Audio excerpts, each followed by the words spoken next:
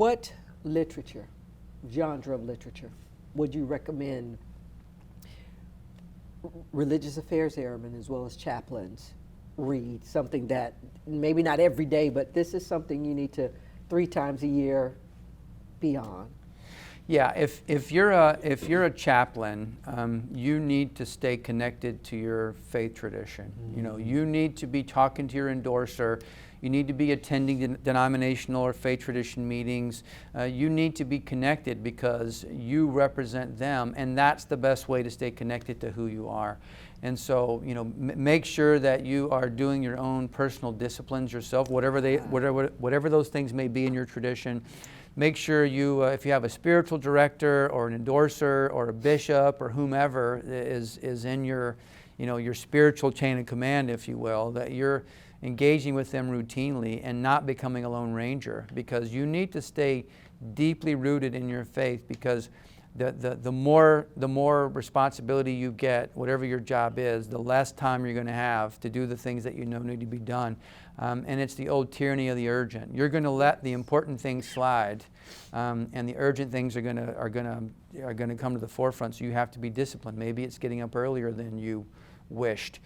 Certainly, it's having a battle rhythm of spiritual nurture and physical exercise. I mean, you know, you have to do both. And if you let either slide, my contention is that, you know, we are body, mind, soul, spirit anyway, and you're not just a soul that happens to be in a body, and your physical fitness relates directly to your spiritual fitness in ways that only God could have designed. And so that's it for religious affairs airmen.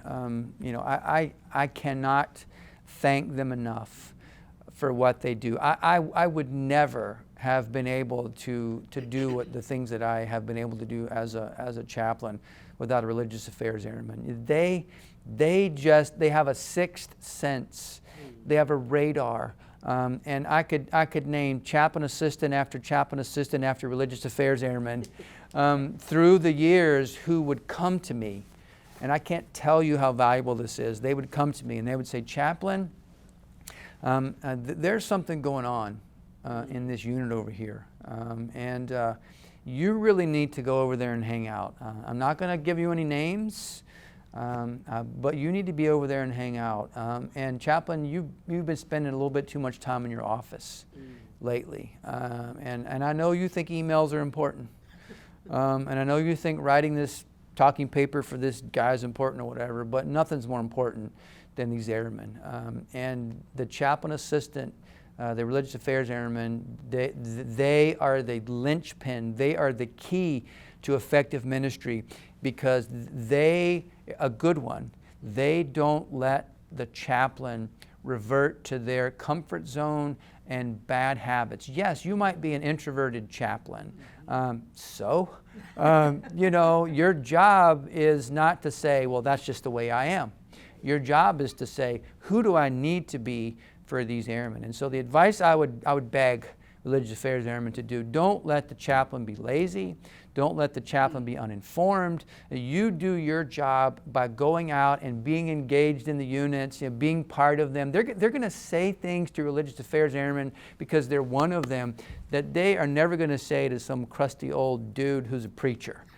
You know, it just is. And so the advice I would give to a religious affairs airman is just stay well connected first to your own spiritual disciplines if you have them, and if you don't, I would encourage you to do so.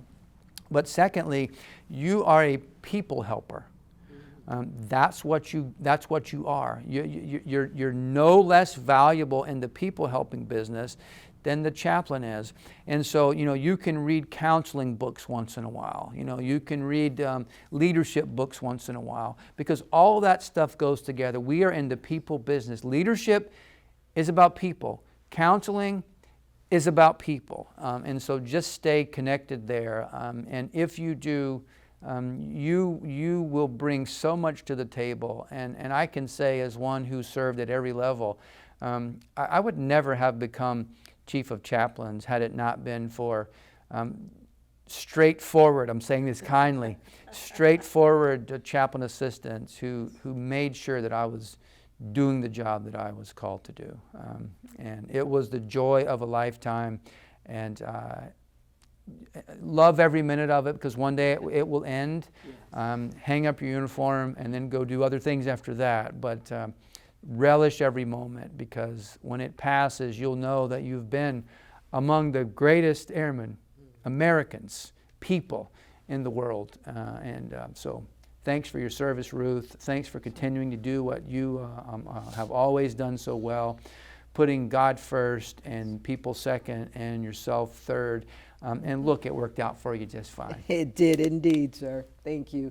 Thank you, Chaplain Costin, for this Pleasure. time, and congratulations on all that you've done post-military here at Charleston, Southern University, and headed to Liberty. Godspeed. God is already before you there, waiting for you to come on and pastor that team. So we are so proud of you, and we continue to pray God's blessings on you. Thank you, sir. I love you, Ruth. Thanks a lot. You God bless too. you. God bless you.